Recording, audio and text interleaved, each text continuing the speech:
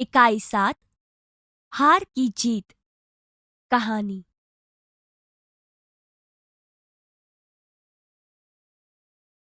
माँ को अपने बेटे और किसान को अपने लहलहाते खेत देखकर जो आनंद आता है, वही आनंद बाबा भारती को अपना घोड़ा देखकर आता था। भगवत भजन से जो समय बचता, वह घोड़े को अर्पण हो जाता। वह घोड़ा बहुत ही सुंदर और बलवान था। इसके जोड़ का घोड़ा सारे इलाके में न था। बाबा भारती उसे सुल्तान कहकर पुकारते, अपने हाथ से खरहरा करते, खुद दाना खिलाते और देख देख कर प्रसन्न होते थे। उन्होंने रुपया, माल असबाब, जमीन आदि अपना सब कुछ छोड़ दिया था, यहाँ तक कि उन्हें नगर के जीवन से भी घृणा थी। अब गांव के बाहर एक छोटे से मंदिर में रहते और भगवान का भजन करते थे। मैं सुल्तान के बिना नहीं रह सकूंगा, उन्हें ऐसा लगने लगा था। वे उसकी चाल पर लट्टू थे। कहते, ऐसे चलता है जैसे मोर घटा को देखकर नाच रहा हो। जब तक संध्या के समय सुल्तान पर चढ़कर 8-10 मील का चक्कर न लगा लेते, उन्हें चैन न आता।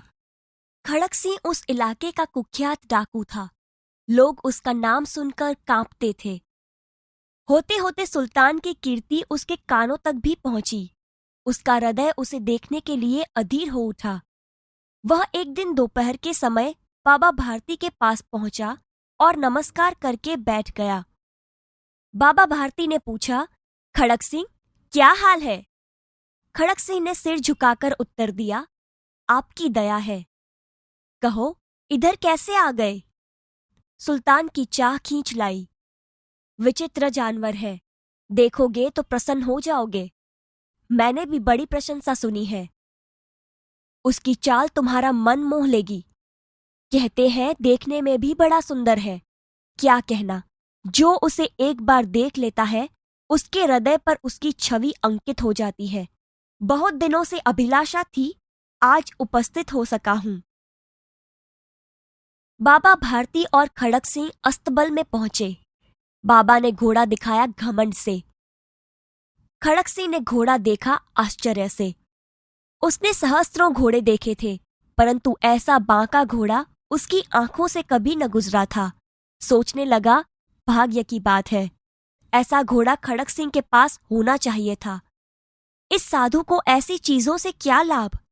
कुछ देर तक आश्चर्य से खड़ा रहा। इसके पश्चात उसके हृदय में हलचल होने लगी। बालकों की सी अधीरता से बोला, परंतु बाबाजी, इसकी चाल न देखी तो क्या? बाबाजी भी मनुष्य ही थे। अपनी वस्तु की प्रशंसा दूसरे के मुख से सुनने के लिए उनका हृदय अधीर हो गया। घोड़े को खोलकर बाहर ले गए। घोड़ा वायु वेग में उड़ने लगा। घोड़े की चाल देखकर उसके हृदय पर सांप लौट गया। वह डाकू था और जो वस्तु उसे पसंद आ जाए, उस पर वह अपना अधिकार समझने लगता था। उसके पास बाहुबल था और आदमी थे। जाते जाते उसने कहा, बाबाजी, मैं यह घोड़ा आपके पास न रहने दूंगा। बाबा भारती डर गए। अब उन्हें रात को नींद न आती। सारी रात अस्तबल की रखवाली में कटने लगी। प्रतिक्षण खड़क सिंह का डर लगा रहता था, परंतु कई महीने बीत गए और वह न आया। यहां तक कि बाबा भारती कुछ असावधान हो गए। संध्या का समय था। बाबा भारती सुल्तान की पीठ पर सवार होकर घूमने जा रहे थे। इस समय उनकी आंखों में चमक थी, मुख पर प्रसन्नता। कभी घोड़े के शरीर को देखते, कभी उसके रंग को, और वह मन में फूले न समाते थे। सहसा एक ओर से आवाज आई, ओ बाबा, इस कंगले की सुनते जाना। आवाज में करुणा थी। बाबा ने घोड़े को रोक लिया। देखा, एक अपाहिज वृक्ष की छाया में पड़ा कराह रहा है। बोले, क्यों, तुम्हें क्या कष्ट है? अपाहिज ने हाथ जोड़कर कहा, बाबा, मैं दुखियारा हूं, मुझ पर दया करो। रामावाला यहाँ से 3 मील है। मुझे वहीं जाना है। घोड़े पर चढ़ा लो, परमात्मा भला करेगा। वहां तुम्हारा कौन है? दुर्गा दत्त वैद्य का नाम सुना होगा। उनका सौतेला भाई हूं। बाबा भारती ने घोड़े से उतरकर अपाहिज को घोड़े पर बैठा लिया और स्वयं उसकी लगाम पकड़कर धीरे धीरे चलने लगे। सहसा उन्हें एक झटका सा लगा और लगाम हाथ से छूट गई।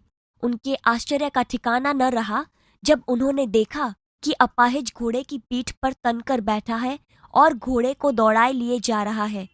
उनके मुख से भय, विस्मय और निराशा से मिली हुई चीख निकल गई। वह अपाहिज डाकू खड़क सिंह था। बाबा भारती कुछ देर तक तो चुप रहे।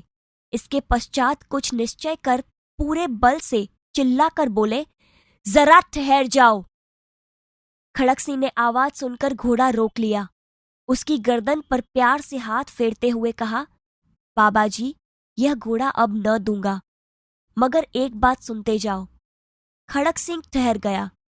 बाबा भारती ने निकट जाकर उसकी ओर ऐसी आंखों से देखा जैसे बकरा कसाई की ओर देखता है। फिर कहा, यह घोड़ा तुम्हारा हो चुका। मैं तुमसे इसे वापस करने के लिए नहीं कहूंगा, परंतु खड़क सिंह, केवल एक प्रार्थना करता हूं, उसे अस्वीकार न करना, नहीं तो मेरा दिल टूट जाएगा। बाबा जी, आज्ञा कीजिए, मैं आपका दास हूं, केवल यह घोड़ा न दूंगा। अब घोड़े का नाम न लो, मैं तुमसे इसके विषय में कुछ न कहूंगा। मेरी प्रार्थना केवल यह है कि इस घटना को किसी के सामने प्रकट न करना। खड़क सिंह का मुंह आश्चर्य से खुला रह गया। उसका विचार था कि उसे घोड़े को लेकर यहां से भागना पड़ेगा, परंतु बाबा भारती ने स्वयं उससे कहा, इस घटना को किसी के सामने प्रकट न करना। इससे क्या प्रयोजन सिद्ध हो सकता है?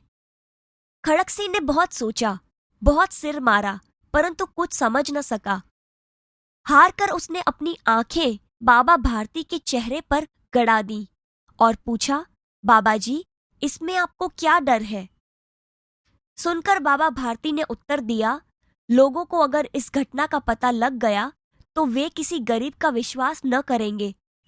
यह कहते कहते उन्होंने सुल्तान की ओर से इस तरह मुंह मोड़ लिया जैसे उनका कोई संबंध ही नहीं रहा हो। बाबा भारती चले गए, परंतु उनके शब्द खड़क सिंह के कानों में उसी प्रकार गूंज रहे थे। सोचता था, कैसे ऊंचे विचार हैं, पवित्र भाव हैं। उन्हें इस घोड़े से प्रेम था।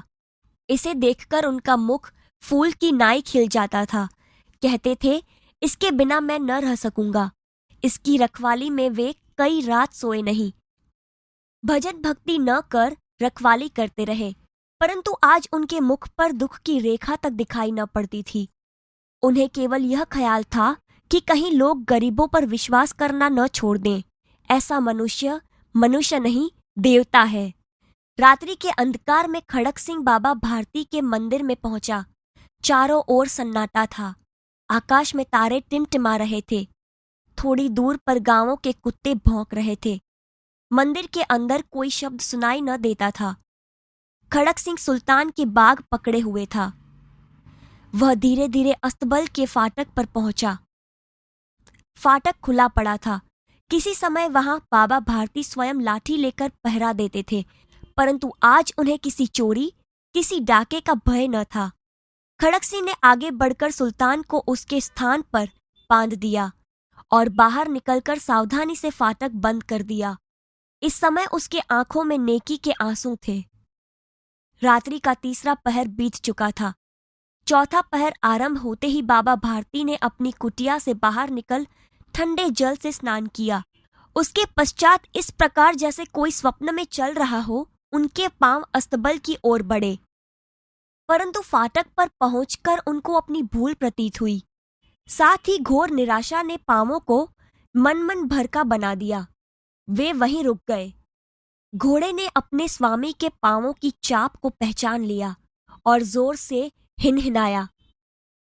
अब बाबा भारती आश्चर्य और प्रसन्नता से दौड़ते हुए अंदर घुसे और अपने प्यारे घोड़े को गले से लिपटकर इस प्रकार रोने लगे, मानो कोई पिता बहुत दिन के बिछुड़े हुए पुत्र से मिल रहा हो। बार बार उसकी पीठ पर हाथ फेरते, बार बार उसके मुंह पर थिपकियां देते। फिर वे संतोष से बोले, अब कोई गरीबों की सहायता से मुंह नहीं मोड़ेगा।